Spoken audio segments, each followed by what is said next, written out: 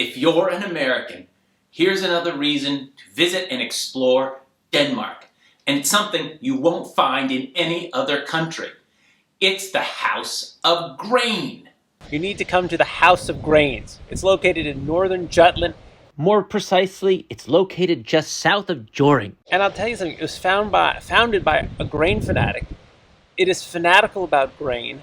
What is the House of Grain? Well, it's like the Hall of Fame of grain, the Louvre of grain, the Westminster Abbey of grain, all rolled into one, and more.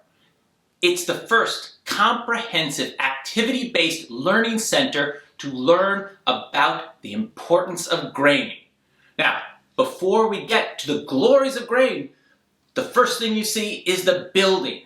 And it is a magnificent building. Because if you're going to celebrate the glories of grain, you need a building that is up to the glories of grain. And this building is an architectural marvel. It's almost worth the trip in itself. Part of the reason the building is so unique is because the founder hired an architect who came up with an open design that is very inviting and creates unique public spaces so that the visitors can have a more interactive experience learning about grains from around the world. Behind me is the map of the world of grains. The map shows where grains come from, and they come from all over the world. All right, in addition to where the grains came from, we also have a timeline as to when they were introduced to humanity, and in particular to... The timeline traces the evolution of grain from prehistoric times through the Iron Age, the Bronze Age, all the way through the Viking Age to the present. And while grains fed us all along the way, one interesting fact I learned is that most of the grains that are human consumable these days, go into beer. So, which I think is a reasonable thing to do. Anyway, so this one talks about when the grains first came, and we all know the grains came from very ambitious grass. So thank you, Charles Darwin, for your theory of evolution, because otherwise I would not be able to have my sandwiches, pizza, or Big Mac. Here's the thing, if you really like grains, this is the place to be. Why? Because you learn so much about grain. You get to see the grains. And I mean really see the grains. Look at those grains bursting with grain goodness. And to really get to know a kernel of grain, the House of Grain has built an 8-foot-tall replica of a kernel of grain, showing its anatomy in cross-section. In other words, you get right down to the kernel's kernel of knowledge. And they don't stop there. They let you see how grain is turned into food because they'll let you grind your own grain. Look at that grain grinding. These are very enthusiastic grain fans. You can even take a sample home with you. I took a small bag of spelt and put some milk on it. It was delicious. Who knew I could make my own cereal? Take that, Tony the Tiger. And in addition to taking home some grinded grain, you can go visit the gift shop where you can pick up a number of grain-themed gifts for you and your family. And anyone else who might want to bring a souvenir from the House of Grain. I know you have people who want souvenirs from the House of Grains, so you can go to the gift shop. They have packages of milled grain. There's cookbooks. There's even coffee cups with grain impressions on them and glamorous photos of grain.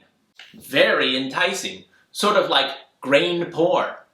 But of all the things you can do and see at the House of Grain, the best experience for me was their lunch that highlights the grain products that are on display for you to see and learn about.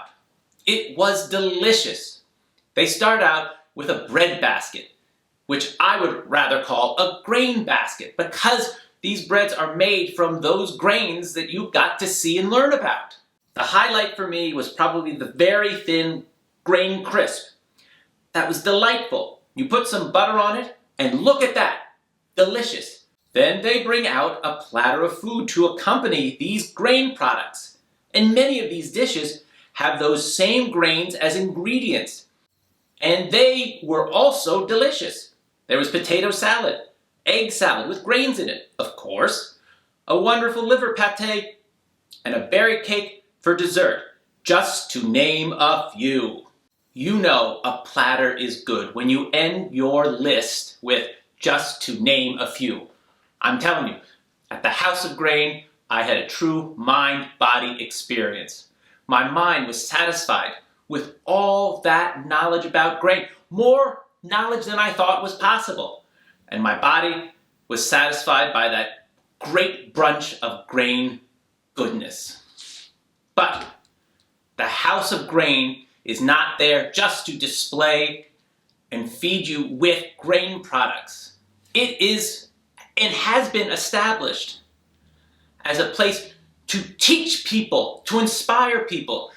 The House of Grain is constantly trying to inform people about, well, grain. And that's what I'm going to leave here with. Now, this may be the end of the tour of the House of Grain, but is it the end of learning about grain? No, because grains evolve. Grains will be different tomorrow and the next year and in 10 years from now. So the grain, it's not just a grain, it's a process. So if and when I come back here, or I come to another grain House of Grain, because I think this one is going to spawn other ones, it's going to be a whole new grain. So knowledge is just a passing ephemera. Only the future will give us what we need to know to what? Go into the future, and the future is grain. Thank you kindly.